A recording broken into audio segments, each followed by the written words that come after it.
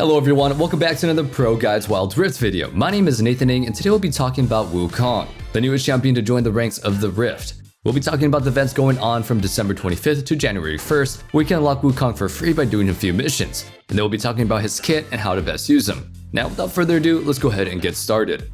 There's a little event going on with a few missions that you need to complete in order to unlock Wukong for free. You must complete the tasks in order, starting with dealing 50 damage to enemy champions. The best way to do this is to play a poke champion like Varus or Ezreal. After that, you need to win 3 games or play 3 games with at least one Ionian champion on your team. We recommend just playing an Ionian champion for 3 games to get this one done quickly. Next is to get 30 takedowns or perform 25 knockups on enemy champions.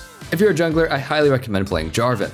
Not only is it incredibly easy for him to get takedowns because of his Demacian standard giving you assists, but he can also easily get 25 knockups on enemy champions. If you aren't a jungler, here are a few other champions to make this mission a little bit easier. We got Alistar, Gragas, Nami, Malphite, and Yasuo. After that, you're gonna need to kill 6 elemental drakes as a team or play 2 games as a fighter champion. Once again, it's best to go with the option of playing 2 fighter champions. It's just really consistent, and this event is only going on for a week, so you want to just complete these as quickly as possible. Next, you need to play 5 games or win a game with Master Yi on your team. Try to cover both of your bases and play Master Yi for 5 games. You may complete this mission early if you end up winning any of your 5 games. Then the penultimate mission is to play 5 games or win a game with the Vestayan champion, which is Nami, Ahri, or Wukong on your team. Once again, you're going to want to play one of these Vestayan champions for 5 games and hopefully win one of those games to move on early. And the final mission is to place or destroy 25 wards. For this one, you just need to be really on top of placing your wards. You don't always find enemy wards with sweeper, so not every sweeper cast will end up getting you any progress towards this mission. So place your wards and stick with a teammate in the mid game that has a sweeper, so you can go ahead and pick up some ward kills yourself. And finally, after all of that, you've unlocked Wukong. Once again, this event only lasts until January 1st, so you have to start completing the missions right away. Now let's go ahead and talk about Wukong himself. Wukong has some changes compared to the PC version of League of Legends, and a few of the changes are quite interesting. We'll start with his passive, which is probably the biggest change. Wukong's passive is Crushing Blows, which applies a debuff on enemies that makes him and his clone deal 3% increased damage to that enemy for each stack, stacking up to 5 times. This debuff causes the enemy to take additional damage. Wukong applies a stack to champions whenever he deals damage to them, which is going to be really important later on.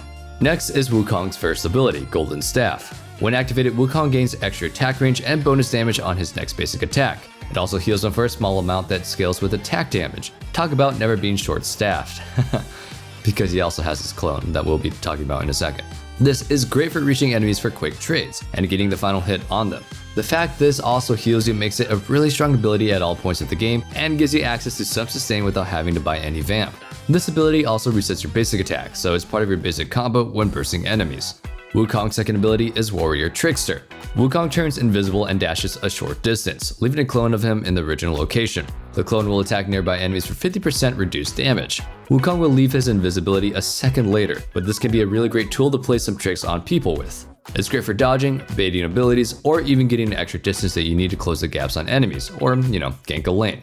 It's important to note that Wukong's clone will stack up his passive with his attacks as well. So it's an incredibly great and helpful tool to gain access to that bonus damage quickly. Your clone will also cast your ultimate when you do, so there's another use for it in teamfights. The last basic ability that Wukong has is Nimbus Strike. Wukong dashes at an enemy and also creates 2 clones that fan out and hone on other nearby enemies, allowing him to hit 3 targets at once. Wukong then gains 35% attack speed for 4 seconds after dashing. One cool thing about this ability that's a change from the PC version of League of Legends is that if your target is isolated and there aren't any other 2 targets nearby, Nimbus Strike will swirl around you and all 3 will hit your target. This is actually really big for a few reasons. First, it makes it so that you have even more dueling power, larger bursts in certain situations, and if you're able to find a target alone and Nimbus Strike, it has all 3 hits to a single person, which means it applies 3 stacks of your passive. Then there's Wukong's ultimate, Cyclone. Wukong extends his staff and spins, gaining 30% movement speed and deals physical damage over 2 seconds that scales with attack damage and a percentage of the enemy's maximum health. Enemies that are hit for the first time are knocked up. After using the ability, you can cast it again within 8 seconds, gaining access to the damage, movement speed, and knockup in additional time. Wukong's kit is crazy good, and Cyclone is what pushes it over the top. Wukong's able to burst single targets with his first and third abilities, playing mind games with his second ability, but his ultimate is the big team fighting tool. We mentioned earlier how his clone will mimic his ultimate as well for 50% of the damage. It'll also knock up all of the enemies hit by it in both Wukong's and the clone's locations. Oh, and every tick of his ultimate's damage also applies to stack of his passive. This Wild Rift version of Wukong has lost some durability because of his change to the passive, but he has gained an immense amount of damage both in teamfights and in single target situations. You don't want to fight Wukong for extended periods of time, but even the fact that he can get multiple stacks of his passive really quickly onto multiple people makes it really hard to avoid him gaining all that extra damage. Another thing that will add to the thought of not wanting to fight him in extended periods of time is that Conqueror is the keystone of choice for our monkey friend. You'll take Conqueror. Hunter, Vampirism, and bad matchups are the ones that you can easily win and start roaming, but you also can take Brutal if you're in an even matchup and you need that extra firepower. Hunter Titan or Spirit Walker for the additional health and tenacity or slow resistance. Then finally, you'll want to take Pathfinder to roam around or Hunter Genius for the reduced cooldowns later on into the game. For skill order, you'll be putting point into your third ability, Nimbus Strike at level 1. This will give you a way to close the gap, deal a massive amount of damage to the enemy if they're isolated, and also trade heavily with your bonus attack speed if they decide to try and go toe-to-toe with you. The attack speed will also help you stack Conqueror early on, and your opponent will have to second guess themselves on whether or not they want to keep fighting you as you get stronger and stronger through your keystone and your passive mid-fight.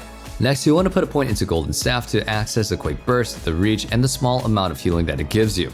Next, you'll want to put a point into your second ability, Warrior Trickster, and then you'll begin to max your Golden Staff, putting points into your ultimate whenever possible, and then maxing Nimbus Strike second and dumping your final points into Warrior Trickster.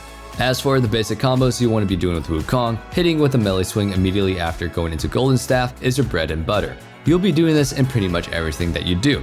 Combos like using Nimbus Strike, basic attack, cancel into Golden Staff, and then Cyclone will then have you basically repeat this combo after Cyclone is done, using a basic attack into Golden Staff and then Cyclone again.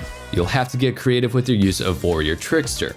It can definitely add some extra damage to your combos, but is typically used at the start of the fight or at the end of it. If you can find a way to make use of Warrior Trickster in the middle of a fight, then that's going to be the best way to use it. Now let's go ahead and finish up with the item builds. Wukong's core items are Black Cleaver and Yumu's Ghostblade. If you opted for the Pathfinder rune, you're going to want to add more movement speed onto that and pick up Boots of Swiftness and begin roaming. You can build the appropriate boots for your lane opponent, like Ninja Tabi, etc. But you really want to pay more attention to getting around the map and causing trouble for the enemy ADC and support with occasional visits to the mid lane. Throw in other items like Death's Dance, Sarek's Cage, and Randuin's Omen to round out your build. Spirit Visage also isn't a bad pickup to synergize with your Golden Staff healing.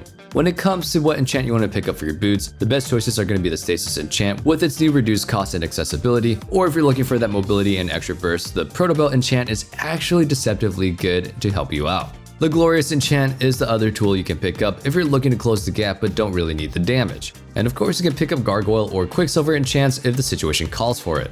You want to play Wukong in a way where he's able to safely get in, deal damage, and either pursue his opponents with his low cooldowns or find a way to slip away without taking too much damage in return. Wukong really likes to be able to stick onto his opponents, so be careful about blowing your gap closures too early on against champions that can get away. You have multiple tools to get in and out, so learn to not overuse your abilities and spend too many getting into the fight, because that way you will not be able to get out. Alright, that's gonna do it for our guide of the newest champion to Wild Rift, Wukong. Make sure to pick him up if you love quite literally monkeying around. I hope you guys all enjoyed this video. Don't forget to leave a comment below, like, comment, and subscribe to get more guides, updates, and so much more. Again, my name is Nathan Ng, and I hope you all stay safe, stay healthy, and have a wonderful day. Peace.